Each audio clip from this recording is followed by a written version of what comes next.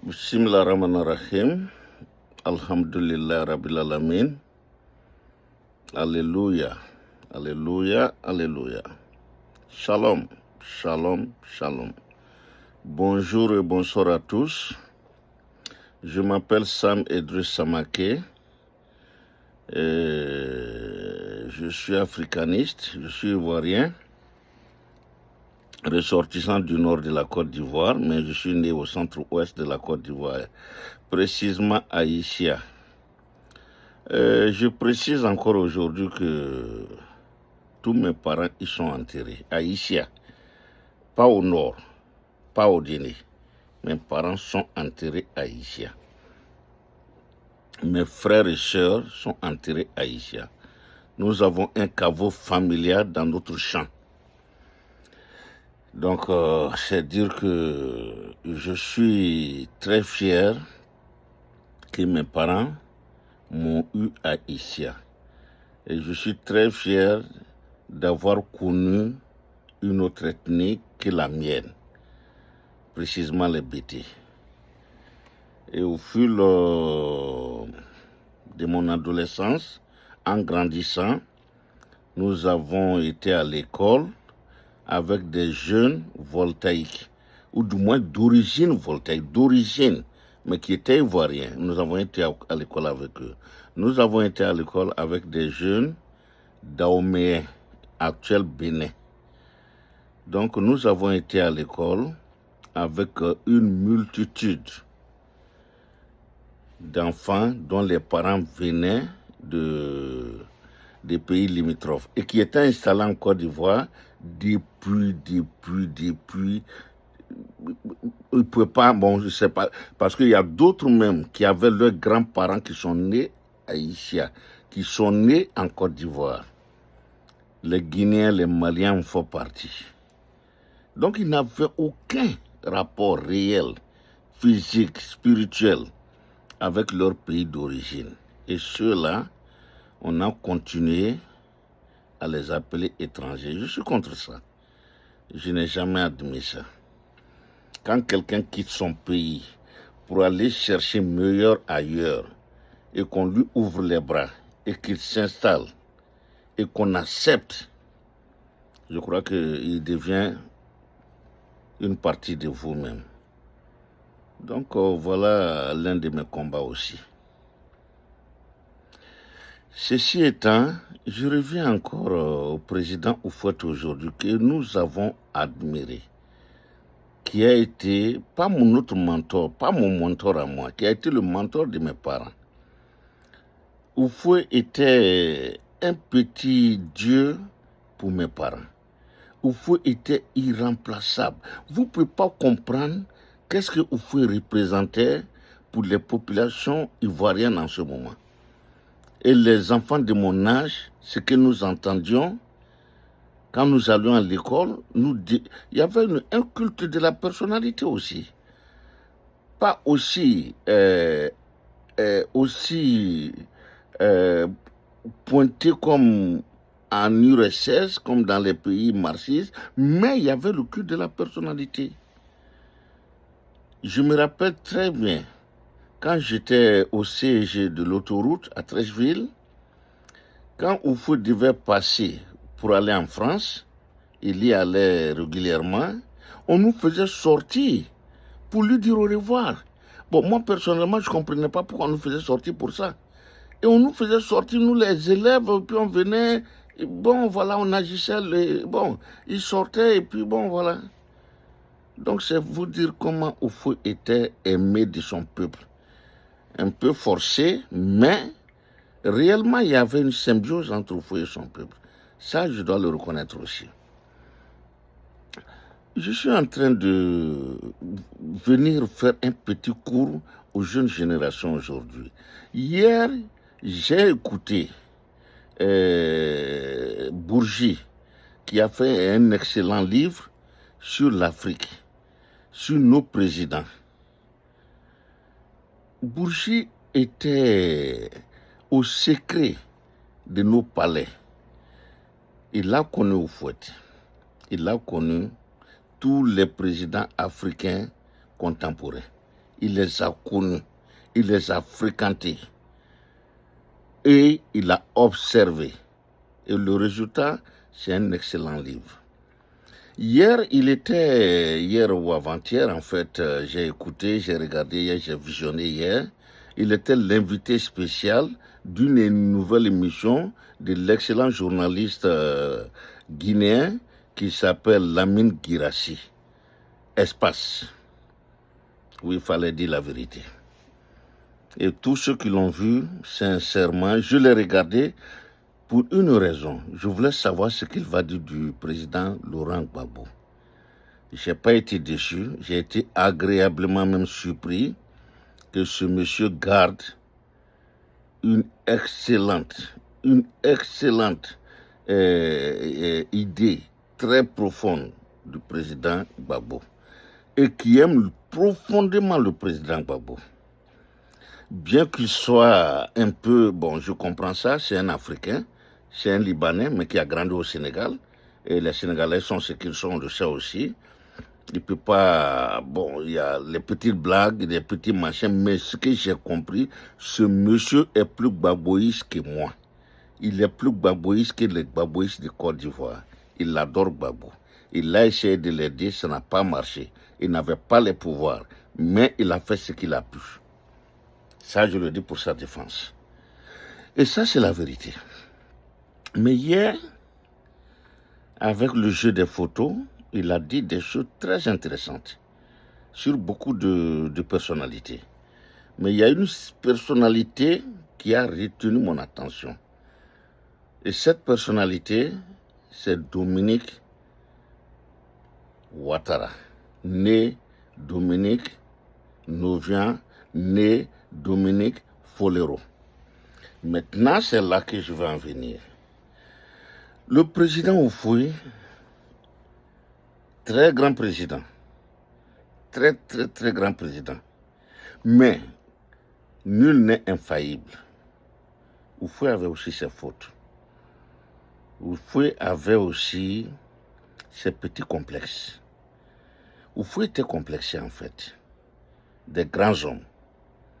Ce n'est pas un complexe qui le rabaissait, non. Mais il était complexé des grands noms.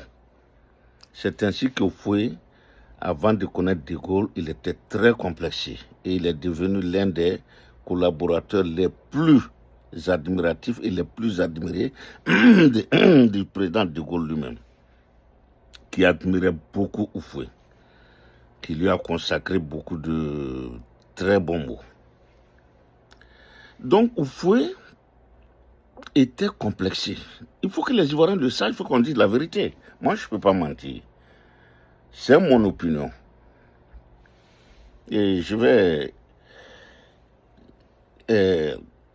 expliquer en quoi je pense que Houphouët était complexé.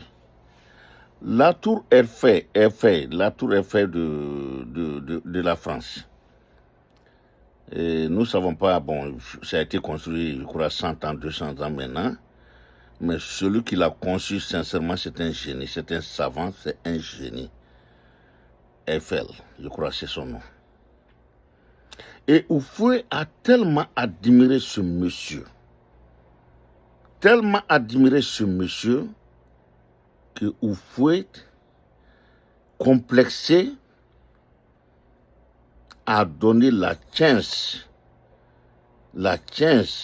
à qui, dans son temps en Côte d'Ivoire, dans les années 70, au petit-fils de celui qui a construit la tour Eiffel, qui porte son nom. Au petit-fils de Eiffel, je ne connais pas tout son nom en fait. Donc, Houphouët a donné la chance au petit-fils de Eiffel de venir en Côte d'Ivoire. Et où? Aux grands travaux. Une dégette, voilà. C'est ça qui construisait la Côte d'Ivoire. Tous les ponts, les routes, tout ce qui était infrastructure en Côte d'Ivoire était conçu par ce cabinet. Que je crois, Thiam a été là-bas aussi, je crois. Mais c'était le petit-fils d'Eiffel. Pourquoi? Parce que vous pouvez être complexé de ce grand homme. Vous pouvez admirer ce grand homme à tel point que vous pouvez a fait venir son enfant et son petit-fils. Mais le petit-fils n'est pas le père ou le grand-père. Et il a fait des dégâts, ce monsieur. Il a fait des dégâts où il était. Je ne vais pas parler de ces choses aujourd'hui. Je vais vous dire que j'étais beaucoup informé. Je m'inspire beaucoup du passé, de ce que je connais.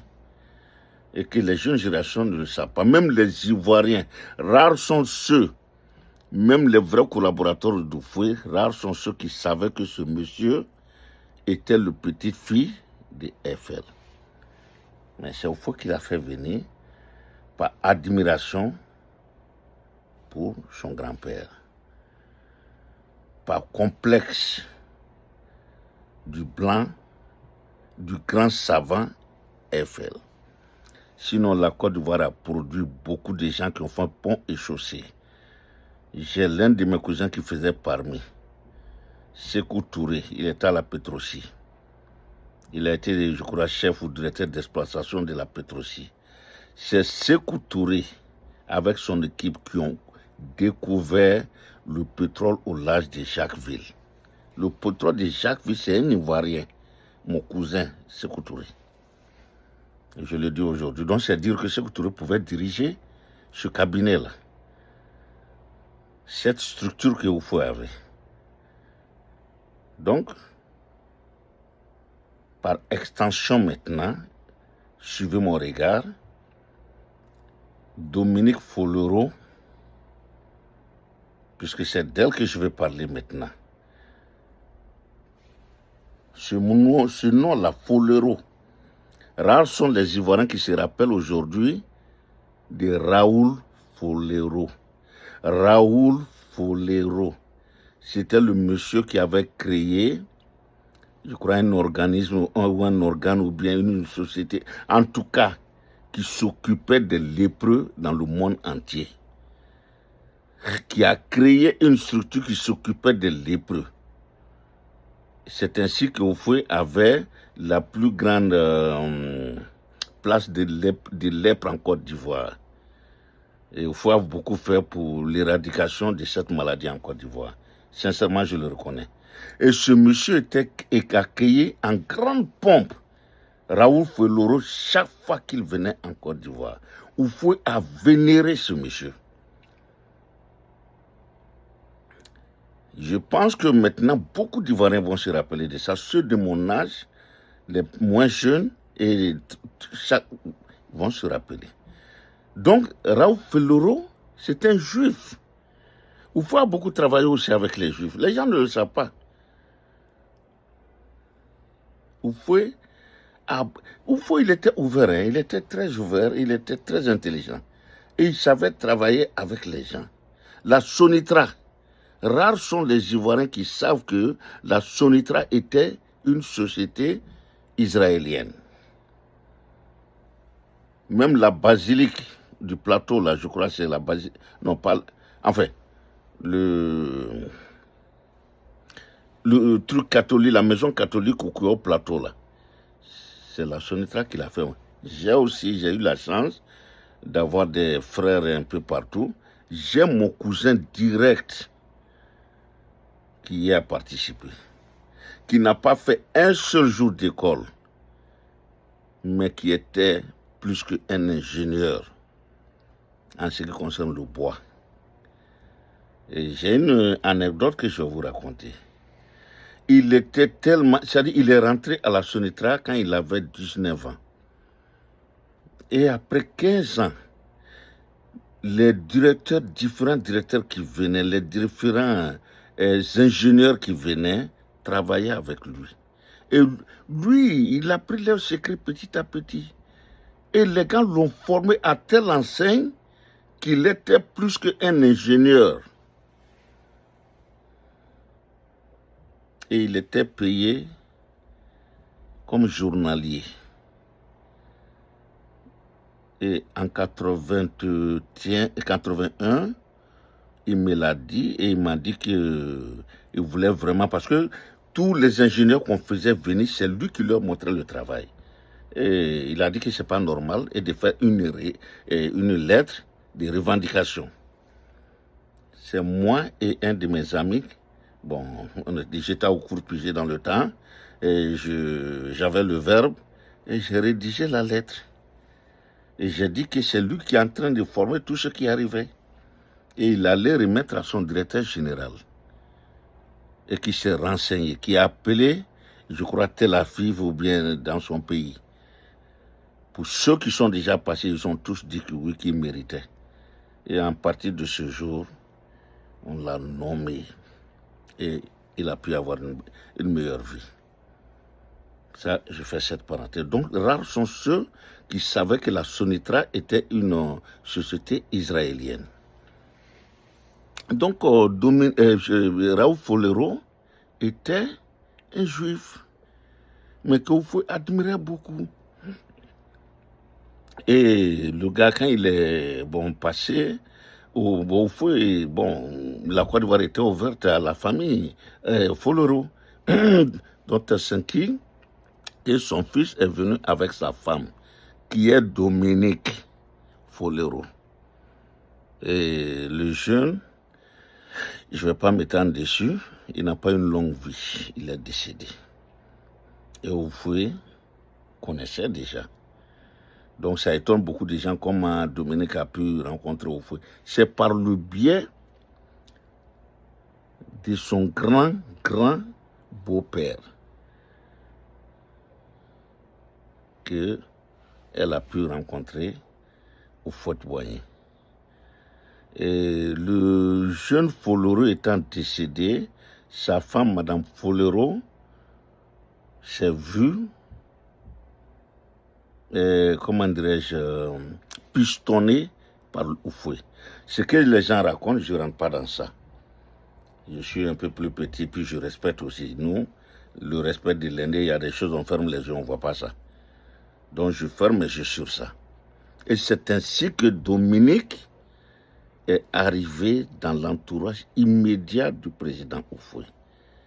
Ce que j'ai appris hier soir maintenant avec Bourgi, c'est que elle s'est tellement incrustée dans le cercle restreint du président de la République. Tellement incrustée. Parce que les gens doivent savoir une chose, que nous mettons au crédit d'Houphouët. Houphouët n'a jamais travaillé avec un membre direct de sa famille. Il ne l'a jamais fait. Et je l'ai dit ici, rares sont ceux qui connaissent tous les enfants d'Houphouët. Et ils sont rares. Bédié de même. Moi, on m'a dit que Bédié avait 2 fils. Et quelqu'un m'a dit l'autre jour que dans les commentaires de mes vidéos que Bédié aussi avait 2 filles. Donc je ne l'ai jamais su. Parce que Bédié a gouverné aussi sans vraiment népotisme.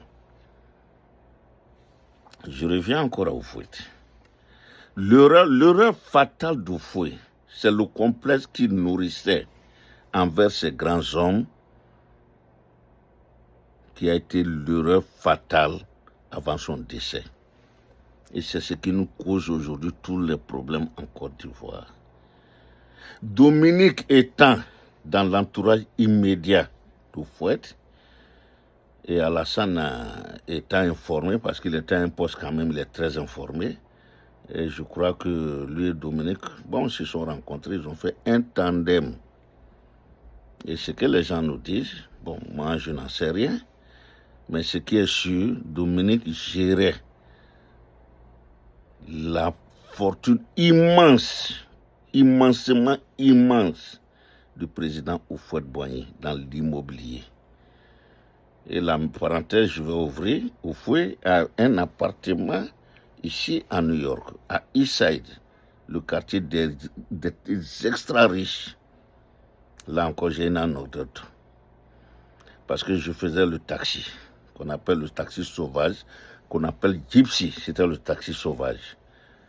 Et quand les taxis officiels là, étaient trop occupés, les Blancs nous prenaient de temps en temps. Et il y a un Blanc qui m'a pris un jour.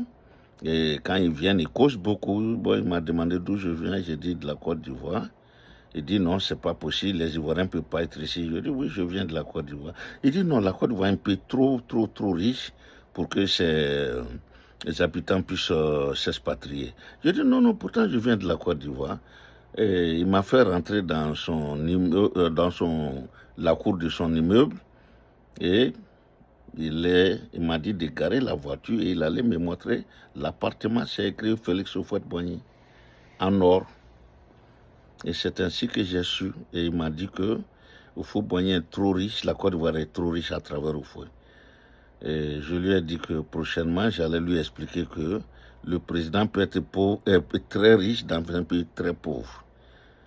Comme aussi chez vous ici, un président peut être pauvre dans un pays immensement riche.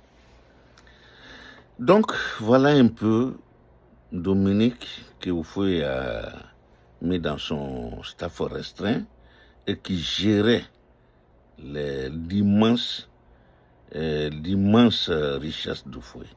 Et c'est ainsi que Alassane et Dominique sont rentrés en contact et vous savez le reste.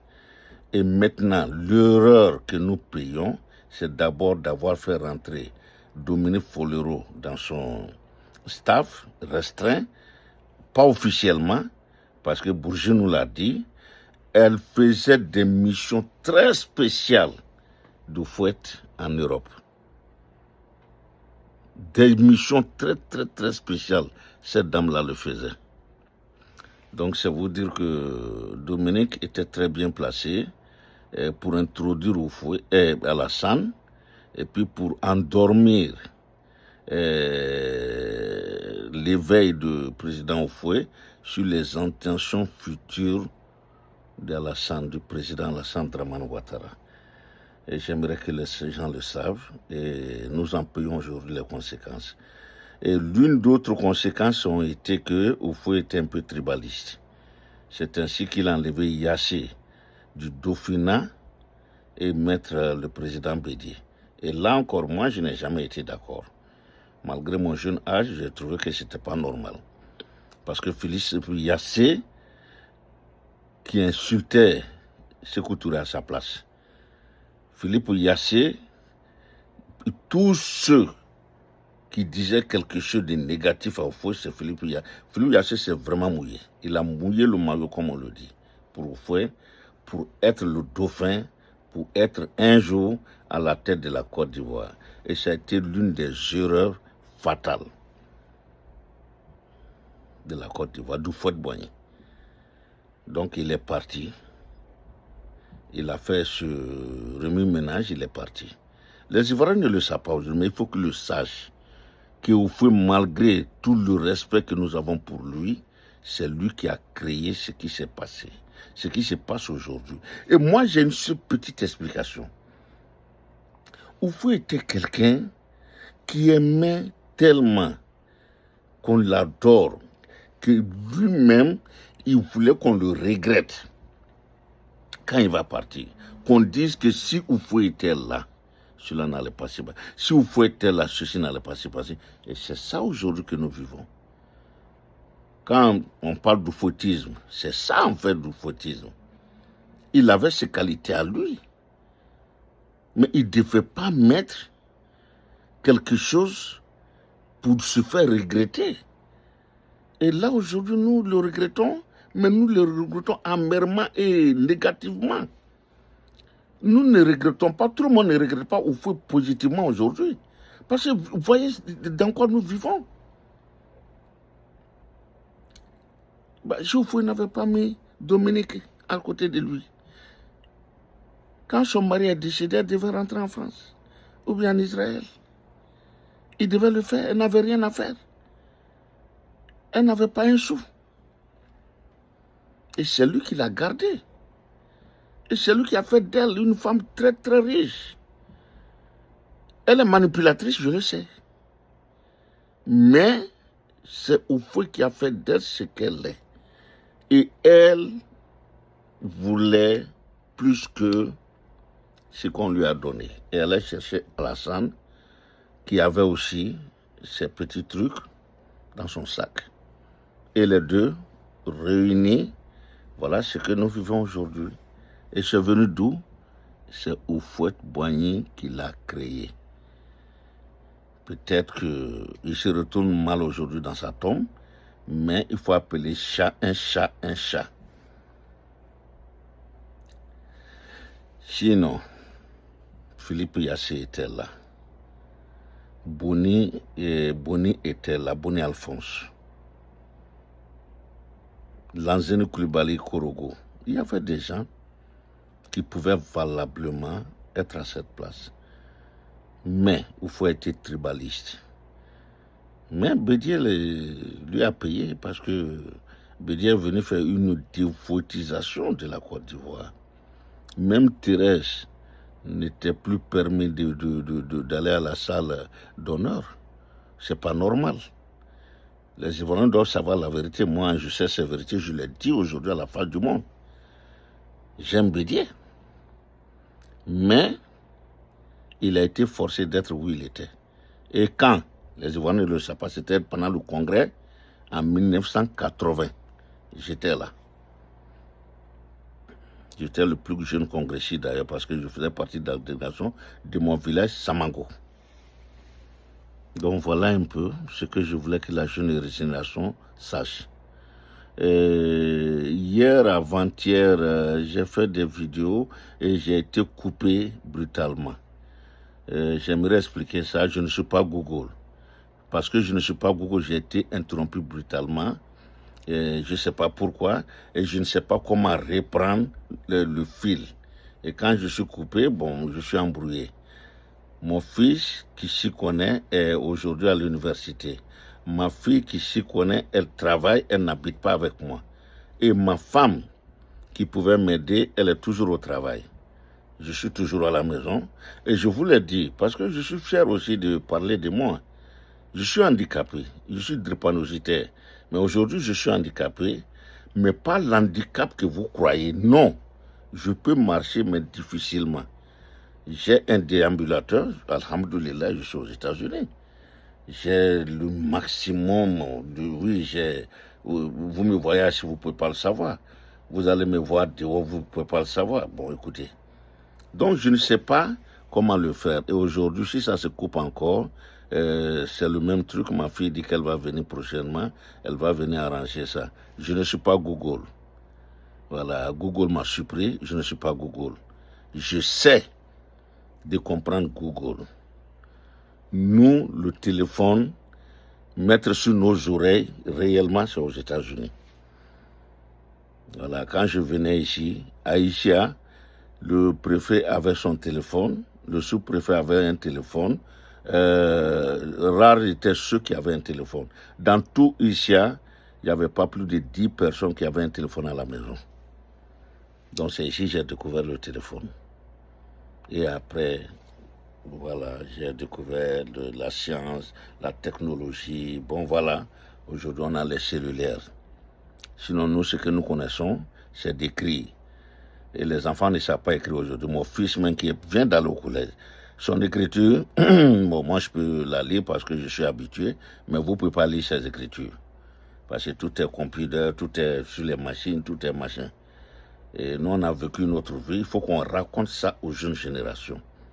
Il faut qu'on raconte ça aux jeunes. Parce que les jeunes ne le savent pas. Et c'est de belles histoires qu'on doit leur raconter parce que c'est beau à savoir.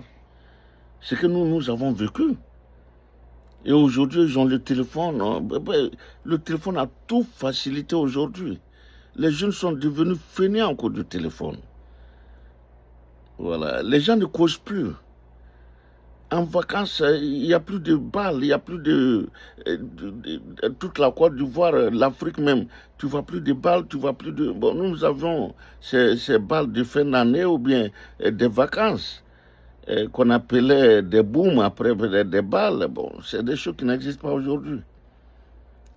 Tout est Google aujourd'hui. Et nous, on est en train de nous accrocher. On essaie. Mais je n'ai pas la prétention de connaître. Donc, quand je suis en train de faire mes émissions, ça se coupe. C'est pourquoi je n'ai pas encore fait de live sur TikTok, parce que je ne connais pas. Ma fille dit qu'elle va me montrer comment il faut le faire, mais j'attends. Je veux aussi faire du coaching. J'ai tout le matériel du coaching avec moi. Téléphone, tout le matériel. Mais j'attends que ma fille vienne me montrer. Donc je ne connais pas. Donc on souffrait que je ne connais pas. Et bon, I'm trying. I'm trying my best. J'essaie. Et moi-même, je dis alhamdoulilah parce que moi, au moins, je les vois, voilà. Et aujourd'hui, je suis tellement fier de ce que je fais. Donc voilà un peu, nous, notre problème. Donc pour en revenir encore à Côte d'Ivoire, c'est au feu qui nous a mis dans tout ce pétrin avant de partir. Et maintenant, quelle était la conclusion hier que j'ai suivie, que j'ai pris? Quand je fais mes émissions chaque fois, je m'adresse à Dominique pour essayer de parler à son mari.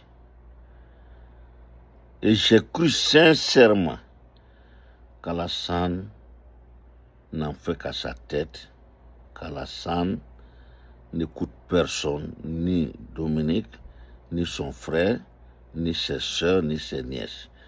Hier, je me suis ravivé et je dois faire un réplicatif. Alassane écoute bel et bien Dominique. Donc ce matin, ce soir, je m'adresse à ma belle-sœur Dominique, à ma belle-fille Dominique. Dominique nous vient. Dominique Folero, Dominique Ouattara, parle à Alassane de ne pas aller au 4e mandat. Dominique, chaque chose a son temps. Dominique, Dieu t'a tout donné, Dieu a tout permis avec toi, avec ton mari. Vous avez tout. Dominique, c'est là que je veux que tu regardes. Regarde pas en arrière, mais regarde en avant. Regarde devant toi. Dominique, tu as des enfants qui ne sont pas ivoiriens, mais qui ont tout aujourd'hui en Côte d'Ivoire. Tu crains cela. Dominique, tu as des petits-enfants.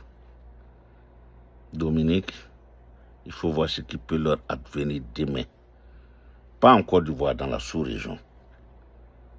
Dominique, tu as des arrière-petits-enfants. Fais attention, Dominique. Ne sois pas égoïste. Parce que l'égoïsme, dans ton cas, serait de ne voir que toi. Dieu t'a tout donné. Les Ivoiriens ne savent pas, tu es très riche. Avant que ton mari ne vienne au pouvoir, sur Parc Avenue, il y avait un salon de coiffure français qui t'appartenait. J'ai souvent envoyé des grandes dames là-bas. Et elles m'ont parlé du prix exorbitant qu'elles payaient. Tu as tout eu. Ton mari a tout eu. Vous avez eu la gloire. L'extrême gloire, la grande gloire, vous l'avez eu, Dominique. Dominique, qu'est-ce que vous reste aujourd'hui?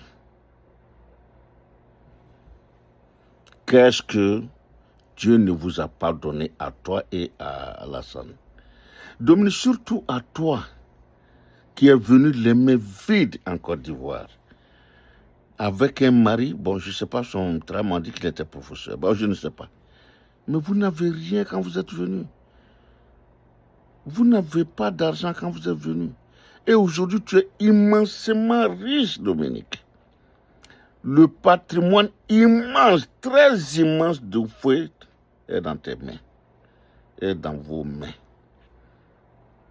Dominique, est-ce que réellement, de toi à nous, de toi à moi, tu as encore besoin de prouver quelque chose à la face du monde, à la face des Ivoiriens? Il faut aller par la grande porte, Dominique. Sors par la grande porte. Dominique, tu peux sortir par la grande porte. Alassane t'écoute. Alassane te doit beaucoup. Alassane a aussi un complexe. Il est complexé de la peau blanche, comme il faut être complexé des grands hommes. Ton mari est complexé de la peau blanche. Tu as une peau blanche. S'il a laissé Barbara pour toi, Alassane t'écoute. Tu es la seule que ce monsieur écoute. J'en ai les larmes aux yeux. Tu es la seule qu'Alassane Ouattara écoute, Dominique. Dominique, sors par la grande porte. Fais sortir ta famille par la grande porte, Dominique. Ne sois pas égoïste. Ne soyez pas égoïste, ton mari et toi, ne soyez pas égoïste. Dominique, tous ceux qui dansent autour de vous aujourd'hui, Dominique, je ne dis pas de yesterday, je ne parle pas de hier. No yesterday, today, all people who are dancing around you guys, tous ceux qui dansent autour de vous aujourd'hui, qui disent vos noms, qui chantent vos noms, vos faits, réels ou pas, sont vos ennemis les plus cruels, sont vos bourreaux les plus cruels, toi et ton mari. Par extension, ta famille, ta belle famille. Dominique, je le dis, je sais de quoi je parle. Il faut aller la tête haute, Dominique. Il n'est pas tard, Dominique. Il n'est pas du tout tard. Il n'est pas tard, Dominique. Il n'est pas tard. Dominique, c'est très simple dans ton caisse aujourd'hui. Va voir le cardinal, Dominique. Va voir le cogin, va voir l'imam Diakité. Va voir les chefs. C'est ça l'Afrique. Va voir les chefs coutumiers, chefs de canton et les rois de Côte d'Ivoire, réunis-les. Et dis-leur d'aller voir ton mari. Réunis-les ou bien fais-les réunir par les canaux que tu connais. Les canaux officieux là, tu les connais. Fais-le. Fais-les rencontrer leurs frères, Gbagbo, Thiam, Soro et les autres. Qu'est-ce qui t'empêche de le faire, Dominique? Rien. Si c'est l'orgueil, c'est un faux orgueil. Yeah. L'orgueil n'a pas sa place dans ça aujourd'hui. Il s'agit de la vie d'un pays. Bourgi l'a dit hier. Macky Sall a dit, les morts qui se sont passés au Sénégal avant les élections, 2 ans avant, il les regrettait, il avait ça sur sa conscience. Et il a pris sur lui de ne pas faire un 3e mandat. Contre le gré de tout son entourage. Et Bourgi l'a dit, tout son entourage le poussait au 3e mandat. Et ils le poussaient pour leur seul intérêt, pas l'intérêt de Macky Sall. Et aujourd'hui, Bourgi a dit certaines choses qui sont vraies. Si Macky Sall l'a fait, moi aussi je suis contre aujourd'hui le fait que le grand frère de sa femme soit en prison. Le grand frère de sa femme soit en prison. Je suis contre ça. Je suis contre le fait qu'il y ait des chasses aux sorcières. Parce qu'on ne va pas de revanche à revanche. Macky Sall a eu cette grande ouverture d'esprit, de cœur, et d'arrêter de ne pas aller au 3e mandat. Ça a évité d'autres morts. Dominique, il y a eu trop de morts attachés à votre nom, au nom de ton mari, à ton nom, à toi. Dominique, ceux qui perdent leurs enfants, Dominique, tu as des enfants. Tu n'as jamais perdu un enfant dans cette chose. Tu as des petits-enfants, aucun. Tu as des cousins, tu as des cousines, tu as des nièces, tu as des neveux. Et en Côte d'Ivoire, nous avons tous quelqu'un qui a subi quelque chose à cause de la politique. Dominique, tu ne penses pas qu'il est temps d'arrêter ça? J'espère bien. Parce que ceux qui sont contre vous, vont jamais vous parler de moi. Si j'étais peut-être en Afrique quelque part, yes, vous saurez qui je suis, parce que vous avez la possibilité de venir me chercher. Mais pas ici aux États-Unis. Pas ici. Donc c'est difficile que vous recevez ce que je dis ici. Mais si j'étais en Afrique, ou en Côte d'Ivoire, vous allez... Non, c'est déjà... Vous aurez vu déjà ma vidéo là. Mais j'espère que ceux qui ne vous aiment pas comme moi, l'un de ceux qui ne vous aime pas comme moi, vous fera savoir qu'il y a un monsieur qui s'appelle Sam Idriss Samake qui a dit ceci, qui vient de faire cette conférence. Mais je le dis, je suis pro Alassane, pro Dominique quand je fais ça. Je vous adore, je vous aime. Je ne vous porte pas dans mon cœur, Dominique. Je ne porte pas Alassane dans mon cœur.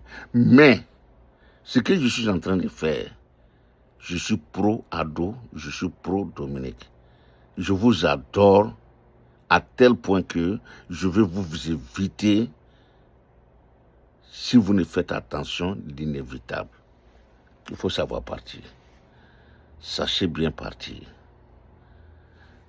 L'histoire retiendra, Dominique, si tu prends ça en compte. L'histoire retiendra que tu as fait éviter une catastrophe humaine à la Côte d'Ivoire. Je viens maintenant auprès du cardinal Coutouin. Si c'est possible que quelqu'un lui fasse voir ce que je dis. Cardinal, Monseigneur. Cardinal, Monseigneur. Cardinal, Monseigneur. Voyez vos successeurs. Voyez les gars les plus influents de l'Église catholique en Rome, en Côte d'Ivoire, au Burkina, un peu partout. Faites une délégation. Associez les rois de Côte d'Ivoire.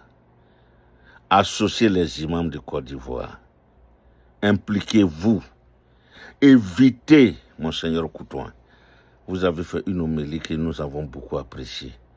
Mais l'heure n'est pas à ça. L'heure est maintenant à l'action. Faites une action. Levez-vous. Rencontrez les chefs coutumiers, les rois, les imams. Invitez Gbagbo. Faites en sorte que Soro rentre. Thiam et le président Alassane. Voyez-les, impliquez-vous. Monseigneur Coutouin, je le dis, je sais de quoi je parle. Au Burkina Faso, l'ancien Haute-Volta, quand Diendéré a pris le pouvoir pour quelques heures ou quelques jours, qui a éteint le feu au Burkina? C'est le Naba. C'est le roi. Les rois burkinabés qui sont intervenus. Tout récemment, entre Damiba et Ibrahim, les mêmes rois ont joué leur rôle. Les mêmes rois ont joué leur rôle. Monseigneur, vous êtes le roi en Côte d'Ivoire de l'Église. Imam Diakité, vous êtes le roi de nous les musulmans. Diakité, tu es notre roi à nous. Sœur Majesté, sœur chef de canton, sœur, chère, levez-vous, please. Faites cette action-là pour votre pays, pour vos ouailles, pour vos suiveurs. Monseigneur Coutouin, faites-le pour l'Église. Diakité, faites-le pour pour la communauté musulmane. Les rois, faites-le pour vos populations, pour vos sujets. Tous vos sujets. Chef de canton, faites-le pour vos sujets. Chef de village, faites-le pour vos sujets. Je vous en prie. La balle est dans votre camp. Si les politiques sont insensibles, vous ne devrez pas être insensible. Monseigneur Coutouan, tu as connu le président Houphouët-Boigny. Diakité, tu as connu Houphouët indirectement. Cher roi, vous avez connu le président Houphouët. Qu'est-ce qu'il aurait fait? Il aurait convoqué une grande réunion élargie à tout le monde, soit au palais, soit chez lui. Et le dialogue aurait permis d'éviter la catastrophe. Le dialogue aurait permis d'avoir la paix et une paix durable. Une paix pour toujours. Vous pouvez être artisan de cette paix en Côte d'Ivoire. Moi, je suis aux États-Unis.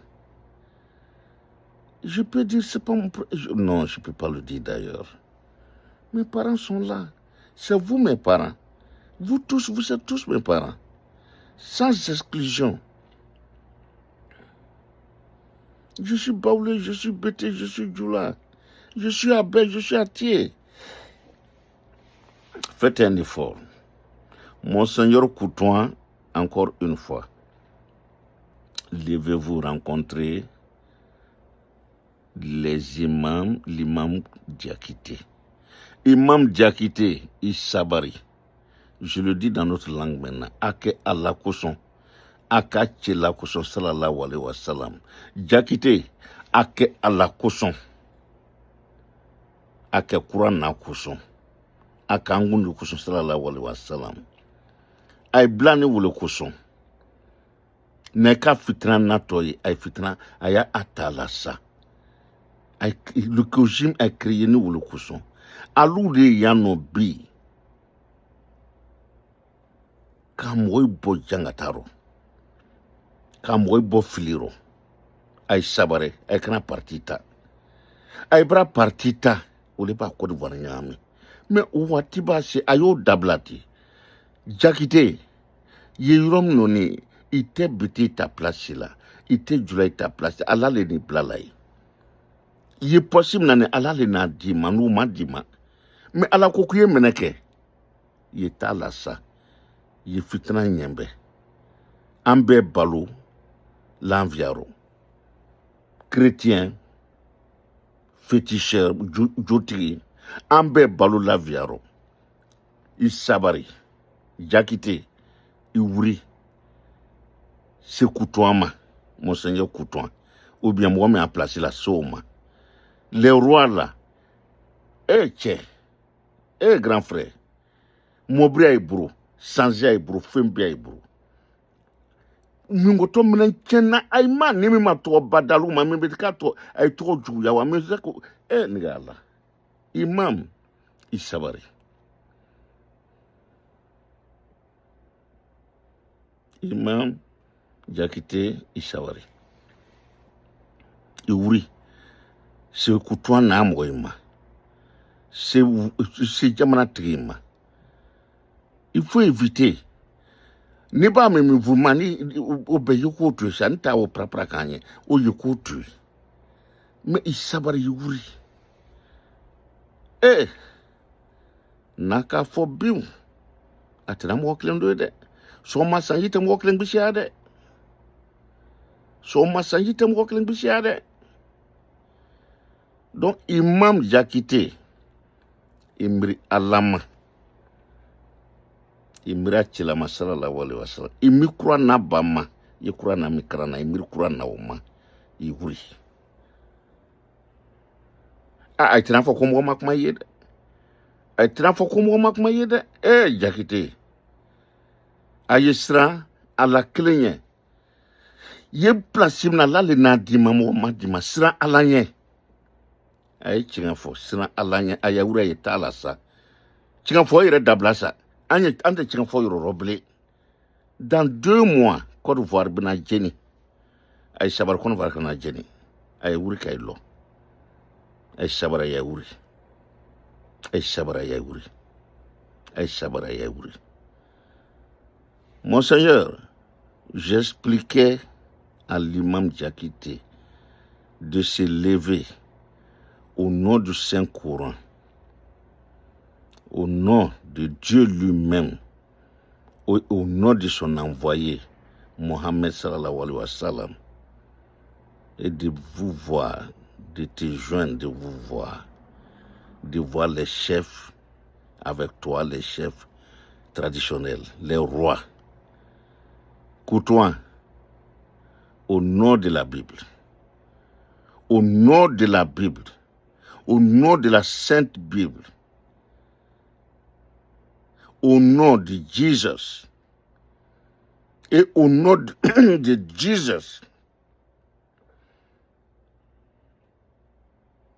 Levez-vous, mon Seigneur. Mon Seigneur, levez-vous. Rencontrez les rois, rencontrez les imams.